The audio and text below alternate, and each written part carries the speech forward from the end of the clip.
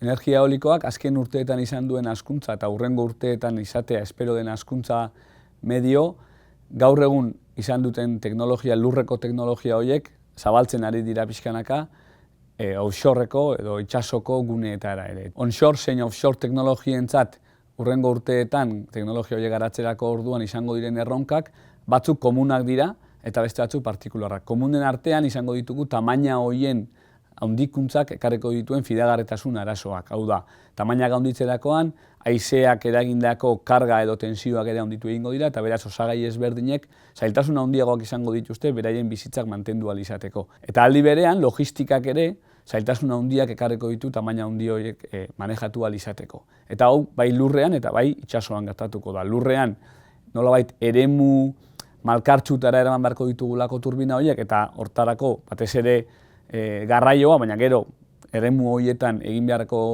konstrukzio edo instalazio lanak ere zaildu egiten direlako, eta itsasoan are gehiago garraio zein instalazio prozedura horiek edo operazio horiek guztiak itsasontzetatik egin beharko ditugulako. Eta beraz, itsasoaren baldintza oso jakinetan bakarrik lan egin ahal izango degulako. Erronka hori aurre egiteko beharko ditugun soluzioetako asko berritzaileak eta disruptiboak izan beharko duten ez neurri handi baten, ikerketak ere bere plano edo bere papel oso garrantzitsua izango du. Mondragon Goi Eskola Politeknikoan ere, ikerketa talde ezberdinetan lan egiten dugu erronka horiei aurre egin ahal izateko. Osagai ezberdinen diseinuan, baliabideen azterketan, eta gainera, ikerketa horiek era esperimentalean egiten ditugu askotan, gure azpiegiturak eta laborategiak erabiliz, eta era numerikoan ere gure algoritmo eta erraminta ezberdinak garatuz.